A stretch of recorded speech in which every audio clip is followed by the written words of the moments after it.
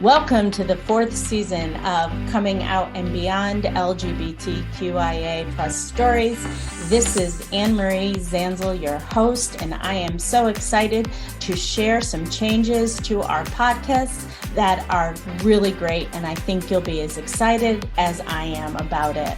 First of all, we will be dropping a new podcast every other Friday. This is at the request of our listeners who wanted to hear more. Secondly, my producer, Barb Rollinson, will be joining me as a conversation partner as we discuss things coming out. Barb is a fellow late-in lifer and also the mom of a queer kid, and so she has a lot of insight and experience to share with us. And thirdly, we're going to be focusing also on the beyond. Love to hear your coming out stories, but I want to hear the beyond. Sometimes magical things happen when we come out and we have a life that we could have never imagined. Many of us say this is the best thing that we've ever done. So let's get started. Welcome to the show. Tell me your story. So Leela, tell me why you went to divinity school in Chicago. I'm going to assume it's McCormick, right? Or was No, it was Meadville Lombard. Oh, Meadville. Okay. At the time, we were right around the corner from McCormick, although the campus has since moved. Okay. So is that a Unitarian church, a Unitarian seminary? Okay. Yes, it's a UU seminary. Mm-hmm. So I had sworn when I was dating the person that was in seminary that I was never going to seminary. And I was never going to be a minister, and I was never going to live in Chicago, although I didn't swear that at the same time. That was separate. I just didn't like Chicago. So, of course, the universe has all kinds of cute ideas about that. Just call you Jonah, huh? Yeah, right. That's my name, Jonah. Yeah. So yeah, I did not think I had a call. Mm-hmm. I had been deeply involved in lay leadership, but I didn't think I had a call. Mm-hmm. And then I went to, we have a thing in Unitarian Universalism called fellowshipping, which is like the denominational approval to go forward in the ministerial process and become a minister. Mm-hmm. And you're granted fellowship after going before a committee and doing an interview, which you usually do in your third or fourth year of seminary. And someone that I had, the person I had been dating was finally getting fellowship. It had been kind of a process. And so I needed closure, even though we weren't dating anymore. I needed closure on his process because I had been there for so much of it. And so I did this wild thing that you can do in your 20s. I was living in Minneapolis at the time. I had a pretty well settled life. I was working in IT. I was in a writing group. I had a great group of friends. My social calendar was full and happy. I really liked living in Minneapolis for a lot of reasons. And General Assembly was in Cleveland. Mm-hmm. I drove from Minneapolis to Cleveland to see this one ceremony and then drove back in the same day. Oh my goodness. Because I was in my 20s and that was still something I could do at that time. But also because I didn't have / want to spend the resources on being at our annual conference for the whole, because it's expensive to go. That's a whole other conversation we're having in our denomination about how to make it more accessible. But it is not accessible. So, and I wasn't working in church things at the time. I was a little relieved not to have any obligations.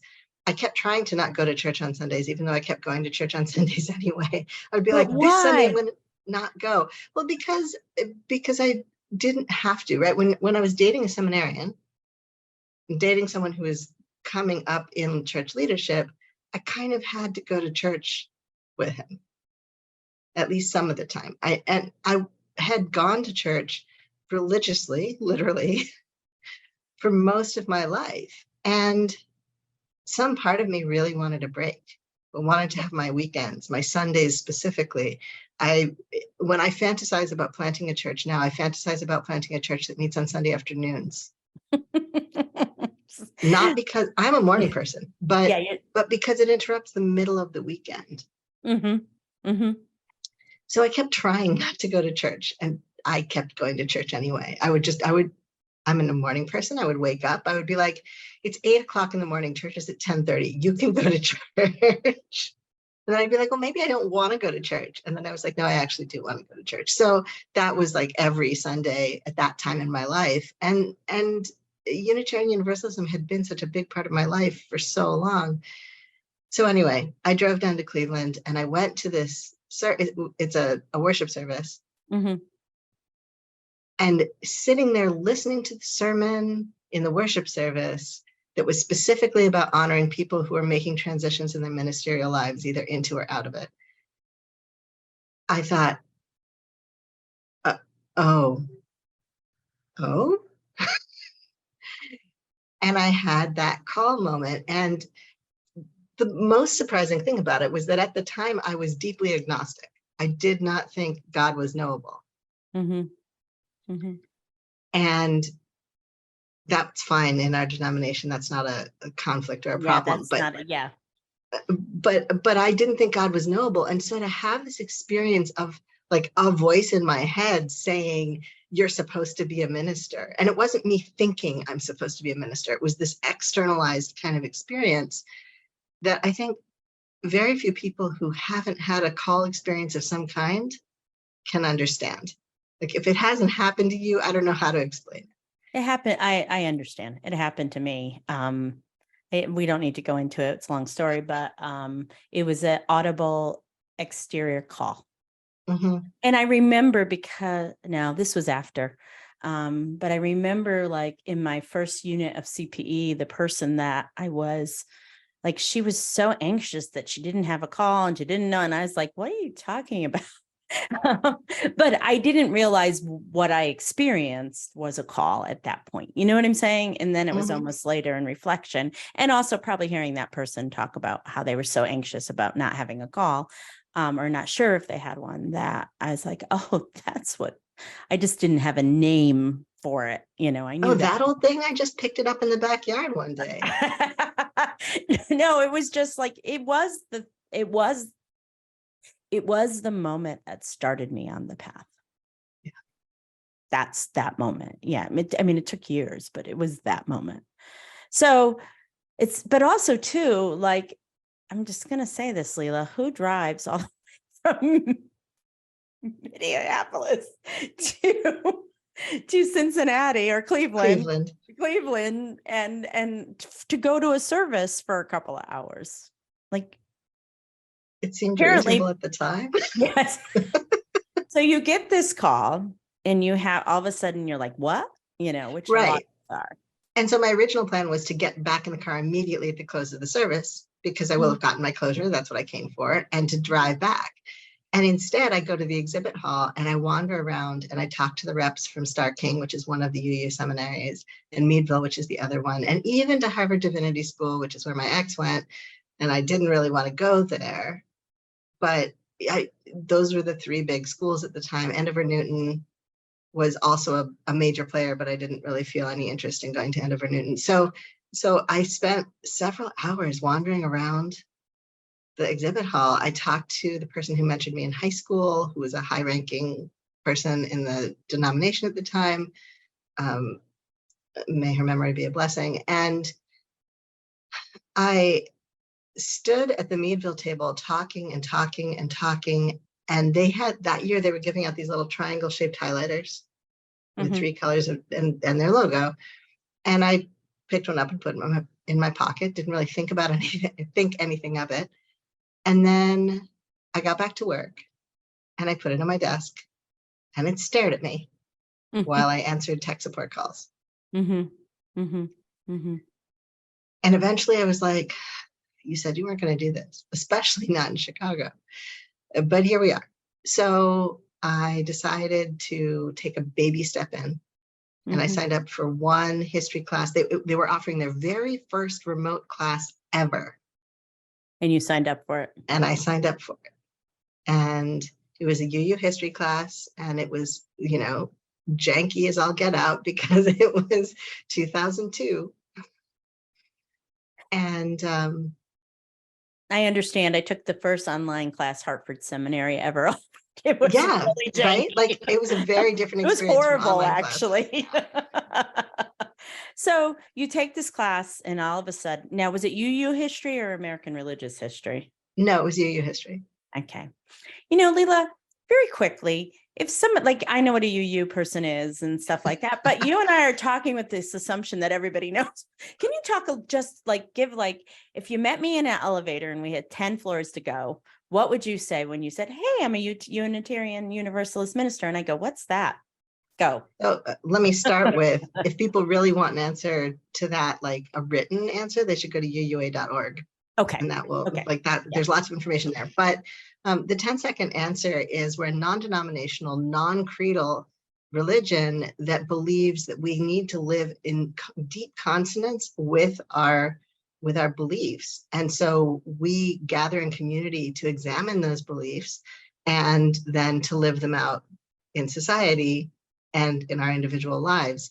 We do have, right now, we're in the middle of revising them, so this may change, but right now we do have 8 principles. We have 7 principles. The 8th one is in the process of being adopted, that tell us kind of what our general focus is. We talk about inherent worth and dignity of every person, and use of the democratic process, and the interdependent web of all existence. And we engage in a sense of common care, mm-hmm. and shared responsibility, not just for our own well-being, but for the well-being of everybody who's in community with us. And as our understanding as a denomination has grown, we've gone from being fairly colonialist, white, to really understanding that our that common responsibility includes the world, includes everything in the world. So I heard you say non-denominational, and then you just said denominational. Mm-mm. Okay. Non-creedal. Oh, I know you said non-creedal, but I thought did I say non-denominational? I didn't mean to. Okay. Okay. Because I was like, I think you guys are a denomination. No, we are a denomination. We are, maybe what I said was denominational. What I meant was non-dogmatic. We don't have a dogma, and we don't have a creed. Yeah. And what that means in practice is that we all have to do the deep work of figuring out what we believe. Yeah. And lots of people say, oh, Unitarian Universalists can believe whatever they want. And that is not true. If you have ever tried to believe something that you don't believe, because it would be convenient.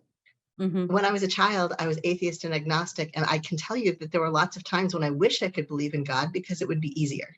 And I didn't.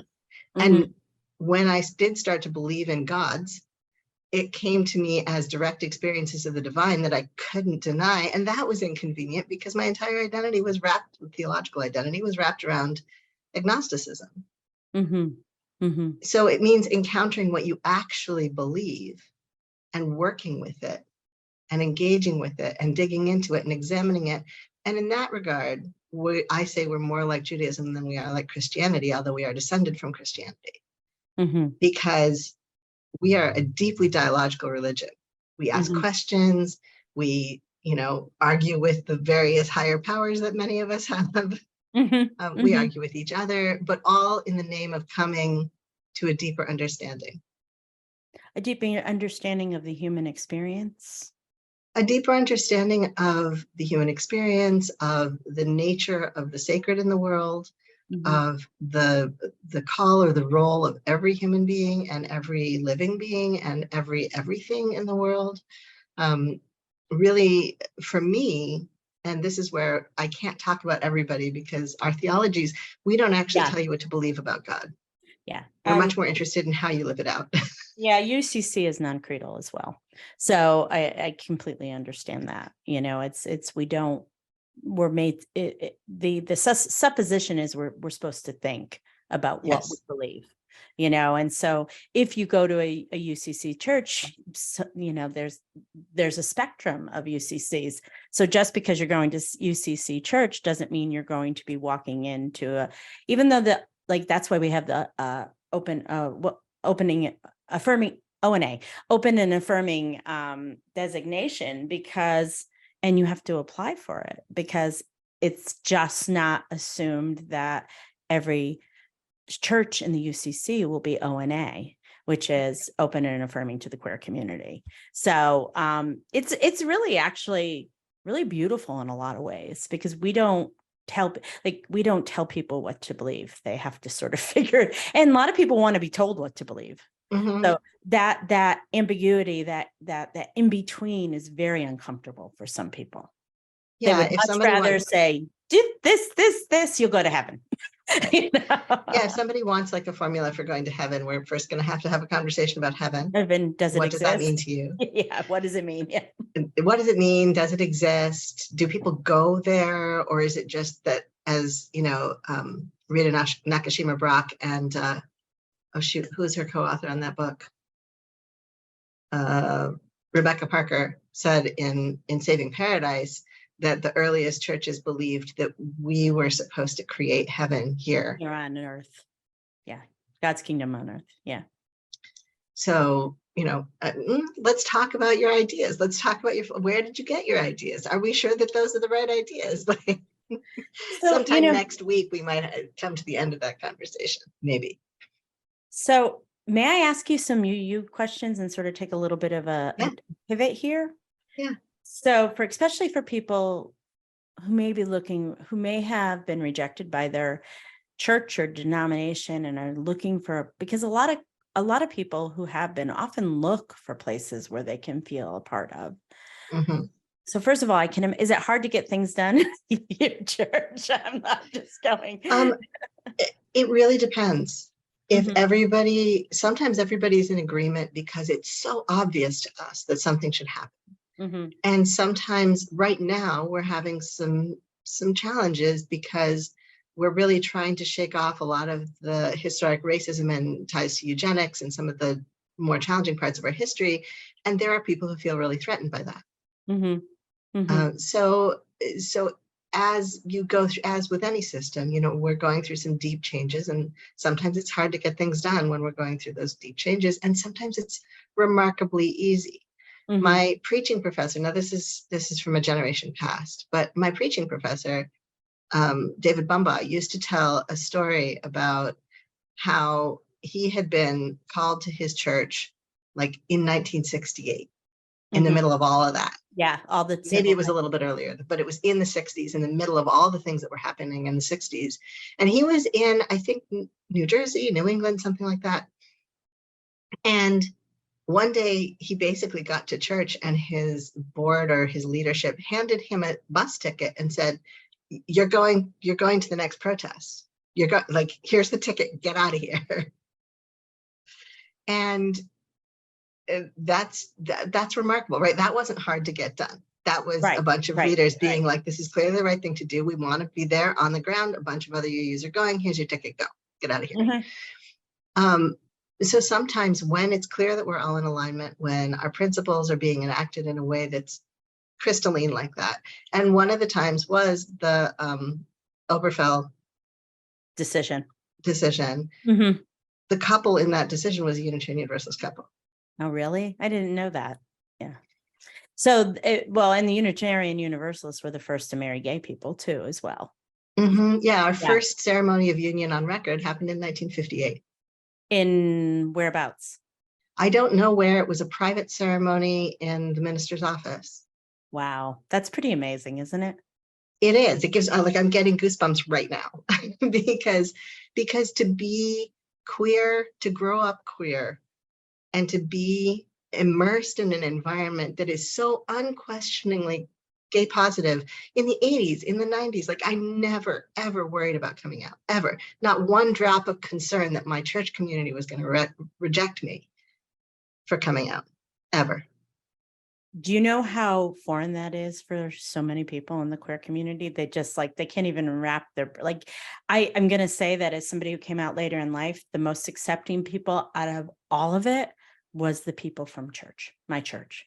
I mean, I had been the associate pastor there for a while, but they were so loving and so accepting. And I had the opposite experience of most queer people when they come out. So I also had a very positive church experience coming out as well. So when Unitarians get into a good discussion about theology, At coffee hour, on the sidewalk, at the rummage sale. Yeah. So Unitarian, just give a brief, what, that means you believe in one God, correct? Is that how you define it? I may have it defined wrong. So the caveat I have to give with this is that this is our theological root, but it's not actually where we are actively as a faith tradition now. So our root is that we are the merger, 1961 merger of the Unitarians and the Universalists. Universalists, yeah. The Unitarians were a splinter group from the Congregationalists. Mm-hmm. In the 1800s, William Ellery Channing gave a speech at an ordination, poor kid, at somebody else's ordination. He gave the sermon, and the sermon was called Unitarian Christianity. And he laid out this idea that we believe in the unity, not the Trinity of God. It doesn't make any sense that three parts of the same entity can sit around and talk and enjoy each other's company and then all be one thing. That's illogical. This was the age of logic. And he deeply offended a bunch of people, and it created this schism where the Congregationalists set themselves up in Castine, Maine. There is the Trinitarian Congregationalist Church, and then there's the Unitarian Church. Wow. And the Unitarians got the building in that case. These splits happened all over the place. And the Unitarians, in some cases, got the building, and in some cases, the Trinitarians got the building. Whoever got the building usually had that classic New England church that was on the town green. And then the other group often built an identical church a block away, one street over, nearby. In Bangor, Maine, the two churches that did this are one is on one hill and one is on the other hill, and downtown's in the middle. So if you go to a town and you see two identical looking churches, and one of them is Unitarian and one of them is Congregationalist, that's the story. Well, it's so funny because the old joke what UCC stands for, right? Unitarians considering Christ. Yeah. And now I never knew I always just thought it was a joke. Now I understand there's a historical reason why there's that joke, Yeah, we're the most recent fork. Yeah. There are all these schisms in the history of Christianity, but we are the most recent fork. And then we turned out to be too inclusive theologically, and we got kicked out of Christianity, basically. Mm-hmm. So now we have some members who are Christian because we don't tell people what to believe about God, but as a denomination, we're not Christian. I have read somewhere that sometimes more you churches lean more Christian, while others lean more Jewish, and some others lean just basically you. So do you find, is that true? Very few of us lean what I would call Jewish. Okay. Some of us, especially in the New York suburbs where I grew up, have a lot of folks who came from Judaism or who still claim Judaism as part of their identity. We have a lot of what we call hyphenated UUs who are Unitarian Universalists, but they're UU Jewish or UU Hindu or UU Buddhist. And, people mix and blend the faith traditions that have been meaningful to them or that they've been part of before with their Unitarian Universalism. And a lot of Unitarian Universalist churches really had a big burst in membership during the Red Scare in American history, because everybody who wasn't going to church was tagged as communist. And so the humanists and the atheists had to find a church. So they would be safe. And so our congregations became that sanctuary. You were sanctuary. Yeah, absolutely. I had a question for you, and it just left my mind. I find this really, really fascinating. Let me just circle back and finish what universalism is before we leave that loop open. Mm-hmm. So universalism is the idea that a loving God would not send his children to hell. Well, I don't believe that anyway, so I must be. So you're probably a universalist Christian. Yeah. Theologically, universalism simply means that we don't believe in hell. I don't believe in hell. So everybody goes to heaven if you believe in heaven, which is gosh, Leela, what are you doing to me here? Because I've literally told people that for years. I don't believe in hell. I mean, you can't, for me, you cannot, how can I rectify a loving God with a place of torture? That is absolutely the argument that universalists have been making for literal centuries. The first person who got like yelled at for being universalist was Origen, right around the Council of Nicaea. Yeah. He's like, wait a minute, you can't make. Yeah, it was really interesting. I went to a protest the other day, and it was somebody who was protesting. I was the opposite, of course. A gay prom they were having here in Nashville, and she had a big sign that said, homosexuality is abomination and all that stuff like that. And so I went over and started talking to her, and I was like, why are you doing this? And I'm trying to do the Jesus route, like Jesus calls us to take care of the poor, and what? And she goes, but this is love. And I'm like, I'm not even going to try to do it. It's just, this is not love. When people say that my gut response is like, honey, are you okay? Yeah. Do we need to go private somewhere private and talk? Because it sounds like something else is wrong if you think this is what love looks like. Which was really interesting, because my wife and I were talking about it afterwards, and she goes, she's a very ill person, because she just was. Who stands outside with a huge sign for 12 hours before a prom starts? Who does that? I mean, that's. I mean, I used to buy into that, and I don't let people off the hook like that anymore. I don't believe that people who are committing hate crimes are mostly mentally ill. I think they're mostly making deliberate choices, probably from a series of really bad experiences and or bad training. But they're responsible for their actions and their choices. Well, I actually didn't leave her off the hook there. I left her off the hook when she told me I couldn't be a minister because I wasn't a man. And I was like, okay, I'm done here. I just didn't have the energy. Did I tell you last time that exact thing happened to me in CPE? Oh, really? Somebody said that to you? Do your listeners know what CPE is? Because we keep mentioning it. It's clinical pastoral education. It's what you do the most major denominations require CPE. I was with 3 UUs when I did my first unit. So it's required by your denomination, I think still. Yes. And it's required by most mainline Christian or UUs. And there's some Judaism that requires it now. But it's a way to sort of train ministers through an action reflection model. Yeah, so and it's usually it's a chaplaincy internship, generally either in a prison or in a hospital. Yeah, healthcare setting, or somewhere else, like you said. So, what happened to you? So I'm on duty. I have my name badge. It says chaplain. I'm on my way into a room. I knock on the door, and I open the door, and the person that I meet, I say, hi, I'm the chaplain. I'm here to check in and see how things are going. And I don't know whether he was the father or the husband, like some male authority figure of the family, looked at me, did one of these once over up and downs and said, you can't be the chaplain. And I said, excuse me? I'm standing there with my hospital official name badge that says chaplain. He said, no, you can't be the chaplain. I said, why not? He said, why did you cut your hair? Because I had shorter hair than I have now. And he said, and I said, because I wanted to. I had long hair for a long time, and I decided I wanted it short. And he said, but long hair is to the glory of God. And so I said, what did you say? I said, I don't believe in that God. Good for you. Which I've been saying in one way or another since I was 5 years old. So, yeah. And he said, well, there's no way you could be the chaplain anyway. And I said, why? And he said, because you're a woman and women can't be ministers. Only men can be ministers. And because it was CPE and because this is chaplaincy, I did not argue with him. I said, excuse me a minute. I stepped out of the room and I called my tall Black Baptist colleague and said, hey, do you want to come down here? In room 725.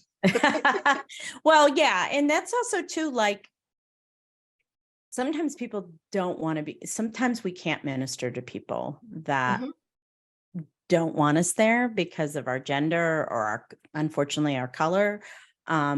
It was, you know how many times I've been like, because I'm a girl, like I was very used to that. I've even been told, like, I have blonde hair. And so I've had dumb blonde jokes told to me. They would never do that to a male minister ever. I wouldn't expect so, no. Now, so you said that one of the things I found really interesting, Leela, is that you said that you were an atheist agnostic as a child. And then, so do you believe in a higher power, God, now, or do you still consider yourself an agnostic?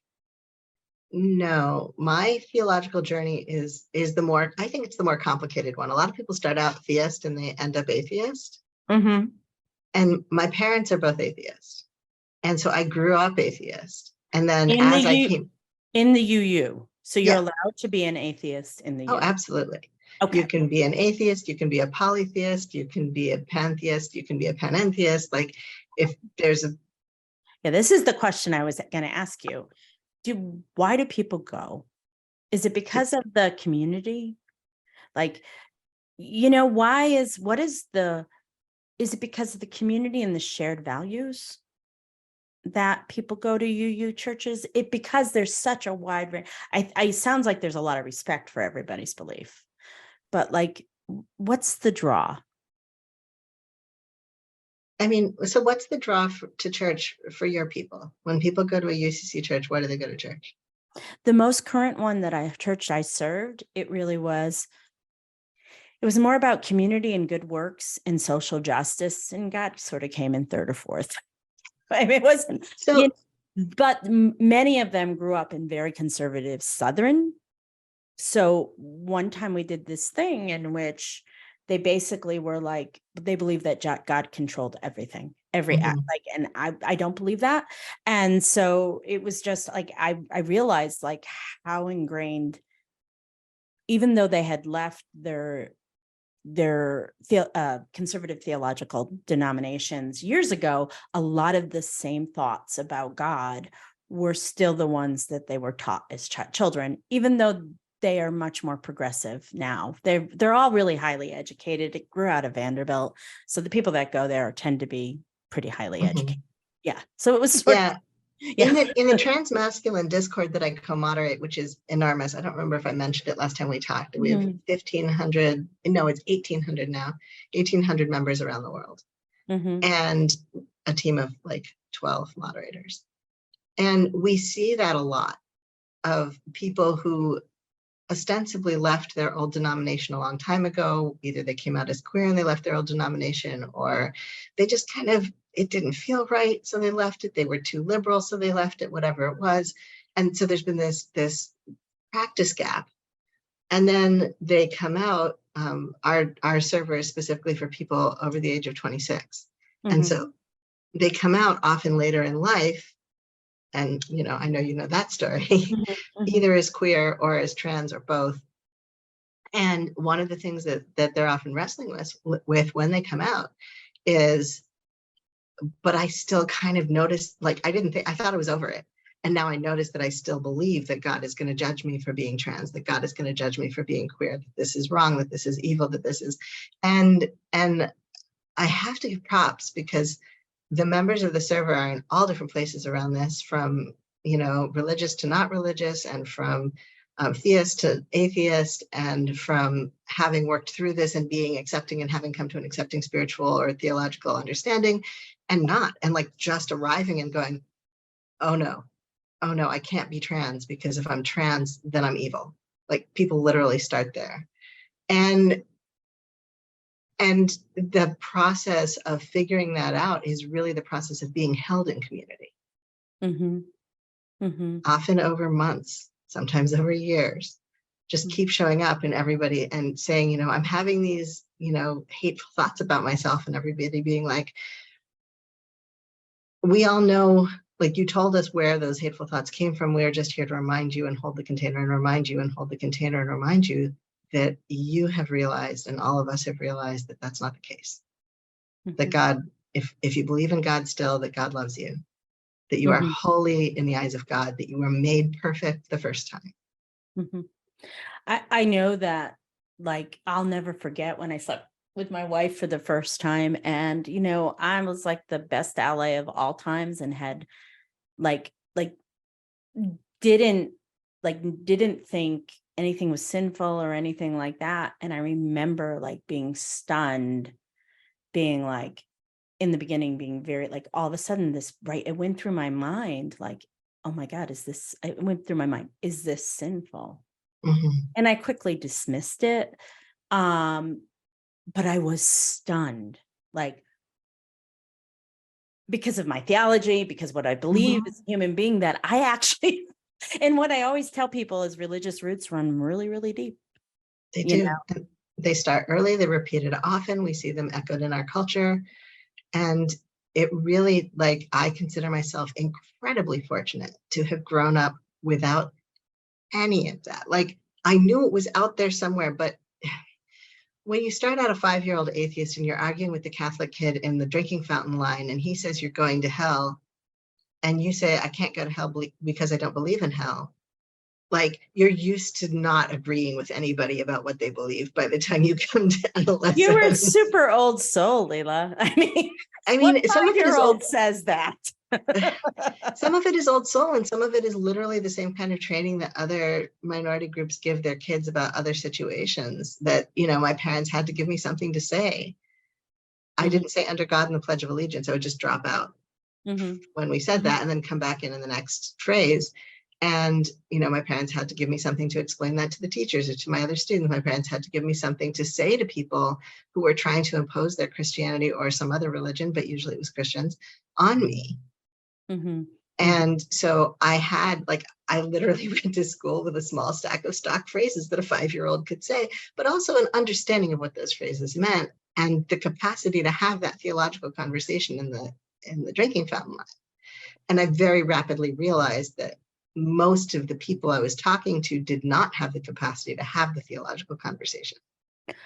Yeah, I find that I'll never forget in seminary, like talking about like how our earliest images of God are often formed by our earliest caregivers, and like how much that made sense to me, because often, I've also seen so many little kids be like, see a picture of a white guy somewhere and be like, oh, is that God? and it's little white children generally, little white kids. But it was really eye-opening to me to realize that, because what I found is that a lot of people stay with that image of the God of their childhood, and don't move on, don't like explore it beyond that. And because that's a lot like gender. True. Absolutely true. That makes a lot of sense. We're going down the UU, and we're talking a lot about this, but you just brought up genders. So I would love to get the information from you about how people can find the transmasculine Discord. Do they need to reach out to you if you, if they want to join the group? Do they, need approval? I mean, So the way the transmasculine Discord works, it's on Discord, right? I'm assuming it's on Discord. Yeah. Yeah. Okay. And we have a kind of a gate check system so that we don't end up with trolls, because being a transmasculine Discord, we could end up with a real mess if we didn't. So the way it works is you have to be over 26 years old, because we're specifically a community. There are a lot of younger transmasculine folks, and we're all really excited that that's happening. And the conversations you have to have, especially if you're coming out later, but even if you're just moving into older age, are different, just like they would be in any other community. So you have to be over 26 years old, and you have to be willing and able to use Discord, and willing and able to abide by the rules of the Discord. I don't imagine there's going to be a giant run on it from this podcast. No. So yeah, people should contact me directly and tell me that this is where you heard about it. Yes. Okay. And then I can give you the sign up link rather than putting the sign up link in the show notes. So, gender. Yes. How you define as transmasculine now, correct? I identify as transmasculine and genderqueer. Okay. What does that mean for the uninitiated? So transmasculine simply means that my gender that I was assigned at birth, I was assigned female at birth, that my gender that I was assigned at birth doesn't match with my internal sense of my gender. Okay. And that specifically, when I say transmasculine, specifically what I mean is that I lean toward what this culture generally calls masculinity. That if you were going to try and sort me into a bin that was either feminine or masculine, the bin you would probably put me in as masculine. That said, I have a very complex understanding of gender, similar to my understanding of God. And it might take us, a couple of hours of good conversation to really dig into what gender is, because the longer I identify as trans, the more I realize that gender is entirely constructed. It is entirely constructed. It's not real. It impacts us in real ways, but it's also like, if I say what's feminine or what's masculine, and you start listing characteristics, I can guaranteed name somebody who fits into a different gender profile than you think that one belongs in. Who has those characteristics. I can name gods, I can name public figures, I can name, ordinary people that I know. And so then when we start to say, well, what is feminine? When you say you're femme, what does that mean? When you say you're masculine, now femme specifically as a queer identifier is its own kind of category. Absolutely. But I'm noticing straight people and people who don't know that kind of picking it up and using it as a shorthand for feminine. That's not right. Yeah. And also language evolves in ways that we can't control. I'm aware of that. So I identify, and genderqueer to me means this. It means something. So when I say I'm queer, I mean that I push back at the idea of boxes and categories for sexuality. And when I say that I'm, and there's a kind of a political, slightly activist-y flavor to queerness, that queerness is always challenging the idea that we can be narrowly defined.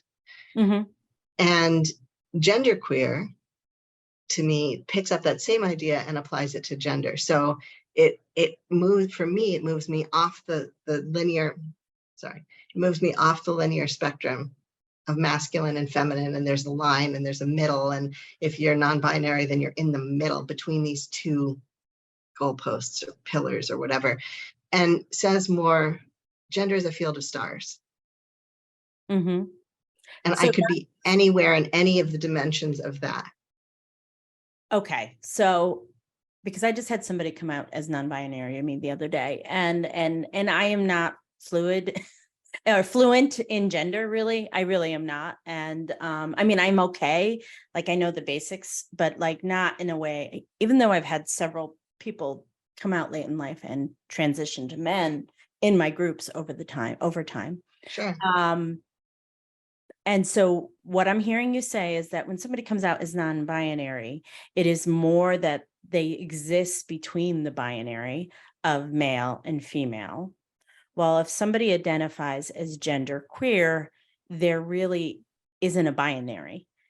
And am I getting that right? I don't think it's that simple. So non-binary is often understood by people who aren't as embedded in gender identity and politics and stuff as being that midpoint on the single axis spectrum. Yeah. But non-binary is really the biggest umbrella term. Okay. So if you're not, we talk about people who binary transition and people who transition and who are non-binary. So if you aren't going to, like, if you're not transitioning to align your body and your presentation with a gender that is man or woman, like some people deliberately put themselves into those buckets in their transition. Right. And most of the people who don't, most of the people who are like, I'm kind of femboy, one of my partners says that their gender is, and this is riffing on an internet meme, non-gender left boy. Like, there's an internet meme about pizza and toppings, and it's that kind of like, it's complicated. There used to be a Twitter account, I don't know if they're still active, that would say like gender of the day. And it was the gender of the day is like salmon swimming through a sparkling sea. The gender of the day is trees growing. And so some people who say they're non-binary are in the middle of that spectrum. And some people who say they're non-binary are almost at the end of one of those, at one of the ends of the spectrum. And some people who say they're non-binary are more like genderqueer, gender fluid, or gender flux, or agender. So agender means they don't have a gender. Gender flux and gender fluid are both ways of expressing a gender that's mutable, that some days they do identify as a woman and other days they don't identify as a woman. Mm-hmm. Mm-hmm. I sort of understand that because gender to me is not as important as it is to my wife. My wife very firmly identifies as a woman. Mm-hmm. And I'm I don't know, I have this innate knowing when somebody says to me that they're non-binary, I sort of understand what that means. But now talking to you, I'm like, maybe I'm not. Maybe I'm, because gender doesn't really matter to me, although I present very feminine. But once you get outside the binary, outside male and female, I mean, I've been called, men call me I like you. You're like a dude. And that's something that a lot of people in our server hear, that my partner has heard over the years, and it's because we have these personality characteristics or behavioral characteristics that they identify as male. As male. And you have a choice. You can be like, yes, my identity is woman, and these things fit into that box. And I'm sorry, your box is too small. Or you can be like, or you can be like, you know what? That box is too small and I don't fit in that box anymore. Or I never did. So what I find is really interesting is that a lot of times people do start with sexual orientation because that's really I think it's the language most people are familiar with, and the gender stuff, although it's existed forever, is relatively new in the language now. Mm-hmm. Would you agree with me, or am I totally wrong? I mean, I think both have sprung up in different ways. If you look back in queer history and kind of comb through queer history, there are many, many instances of queer subcultures creating language to identify people who were pushing right up against the edge of gender. And the ways that queer cultural groups ask those people to behave in order to kind of fit the box change over time. I see what you're saying.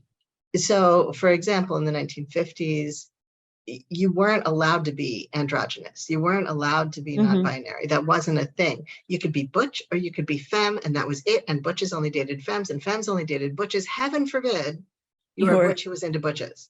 Or femme into femmes, right? Femmes into femmes had a less hard time, just like women into women have a less hard time, right? Yeah, it reflected the culture and all of the kind of strictures and challenges of that. Butches into butches really had to hide their identities, had to hide their faces, had to pretend they weren't, often with their entire lives, hiding relationships from their own queer communities because they would have been ostracized.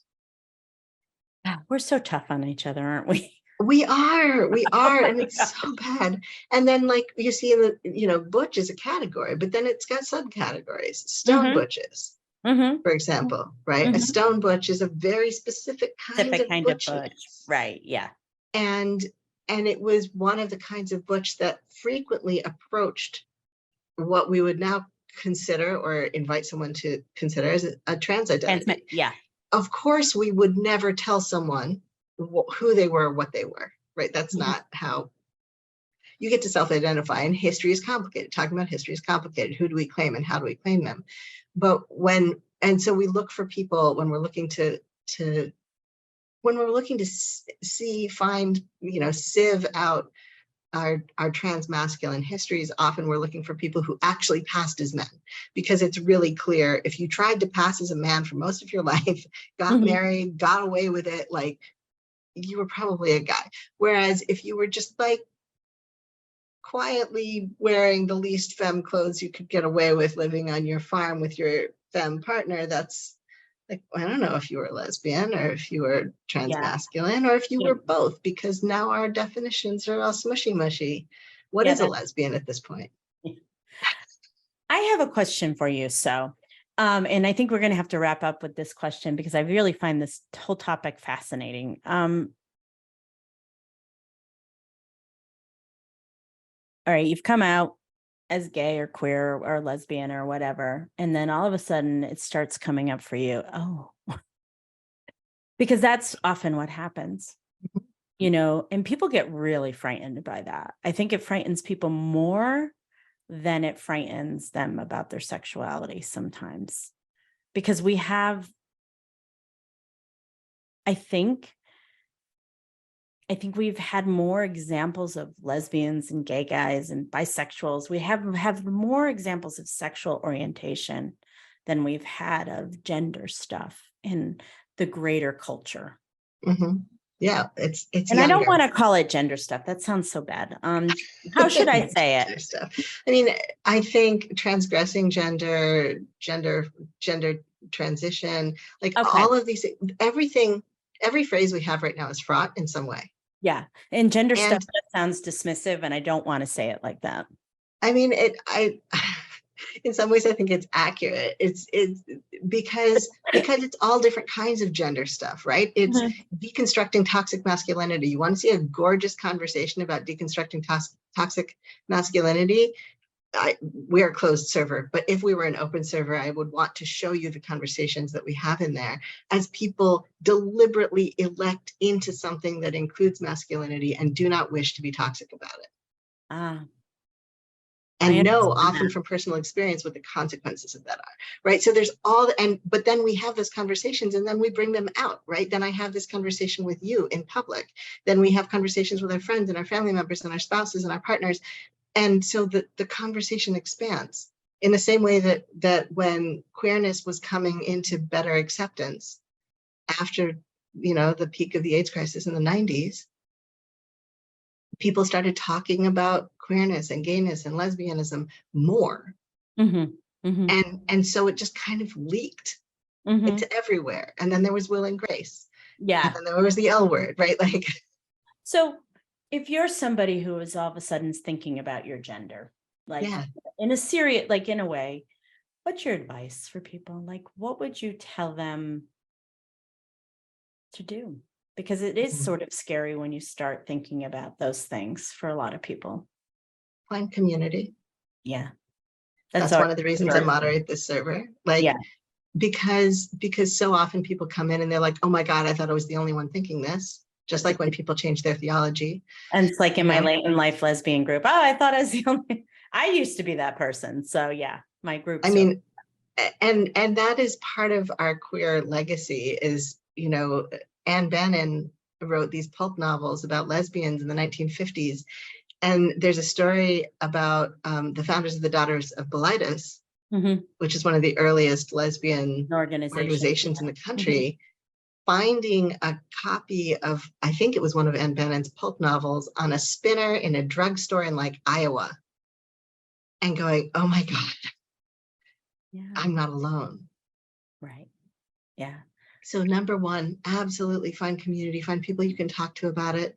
You can hire people, or you can find friends, or you can go to an open and affirming Christian congregation or a Unitarian Universalist congregation, or to find find queer community if you can. Find people, because and this is true whether you're coming to this gender conversation straight out of straight marriage, which also happens. Yeah, which happens. And that's its own kind of unsettling, because what if my partner isn't attracted to me anymore? I love my partner. I have kids. I have a house. Am I really going to upend my entire life for this thing that feels and sounds frivolous? But it's not frivolous.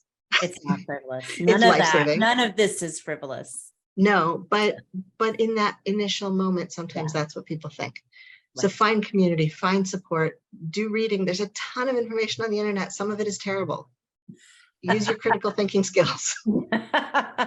Get advice. And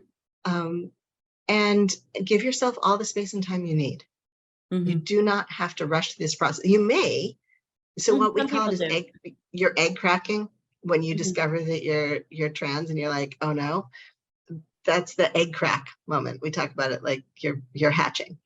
Yeah, Absolutely. And so you may find that your egg cracks and you suddenly everything makes sense. Oh my God, that's what was wrong. That's why I can't get off in bed. That's why I always hate to dress up for formal occasions. I just discovered that if I look at GQ instead of looking at Cosmo, I'm much happier. Mhm. And so sometimes it's just this flood of information. You want to move forward as fast as you can. And sometimes you really need to sit in the decision for a while. You really need to sit in the discernment for a while. And if that's what you need, do it. Mhm. Allow the discernment to be your like safe, warm, incubating space. Mhm. But stay in touch with community because the brain weasels will get you. Yeah, that's like my first piece of advice for people coming out later in life. I say find community, whether it's online. And like for me, and I have this from own personal experience, like it took me 3 tries to come out of the closet. And it was the 3rd time when I Googled late in life lesbian. And I found a blog, and somebody had started a Facebook community, and I joined that community. When I joined it, there was 160 women in it. And when it expanded, there was 2,400. And that community was my sanctuary. And all of a sudden I had women saying things that I had only thought in my head. It was interesting. I was talking to another, a gay guy who works with parents whose kids are coming out. And he was saying how there's like this documented like adolescence for people coming out later in life. And I didn't know that. But it was funny because we always call it like our second adolescence. And I argue it's our first because we really didn't have one the first time around. Right. And in trans communities, sometimes if you already came out as queer, that's a very layered experience because you had your first puberty, then you had your second puberty, and now you're having your 3rd one. Oh, wow. I never ever thought about that. Because especially people who go on hormones, like they have the physiological symptoms of puberty and going in either direction, physiological symptoms of puberty, but then also the emotional symptoms of puberty of like, who the hell am I? How do I want to show up in the world? And the good part and the bad part is that if this is happening to you as an adult, you have adult money and adult power to adult do things about it. That kid, yeah, that literal teenagers don't have, Right. So, Leela, thank you so much for sharing your insight, sharing your knowledge of so many different things. I love listening to you and talking to you. You really have a handle on Unitarianism and Universalist Unitarianism. And also I would love to spend some more time talking about gender and all those things like that. But I really appreciate having your time today. We're going to make a kick-ass episode out of our 2. We had so this may be a big one conversation right now, but we are going to give it to Barb and say, work your magic. She has her daughter is trans. And so she's going to love this conversation. So I'm really excited to give it to her and have her work her magic. And so thank you so much for being on the show. I really appreciate it. It's absolutely been a pleasure. I love having these conversations and really these conversations make such a huge difference in the life in the world. So thank you for hosting them. Thank you for putting them out there. Thank you for bringing them to people who might not otherwise have access. It's truly the greatest honor of my life. And it has been the greatest honor of my life to learn so much about like a part of the world that I didn't know exists. Like I knew it existed, but I wasn't a member of it. And so it's been such a really eye-opening and positively wonderful journey. So thank you so much for being my conversation partner for 2 hours. And we probably could go on, but we're not going to. So thank you. You're so welcome. You've been listening to Coming Out and Beyond, LGBTQIA plus stories with Anne-Marie Zanzel. New episodes of the Coming Out and Beyond podcast drop every other Friday. You can tune in at Apple Podcasts, Spotify, Google Podcasts, and at annemariezanzel.com. Be sure to hit subscribe when tuning in so you never miss an episode. And for more resources, articles, videos, and a free downloadable guide for coming out later in life, visit annemariezanzel.com.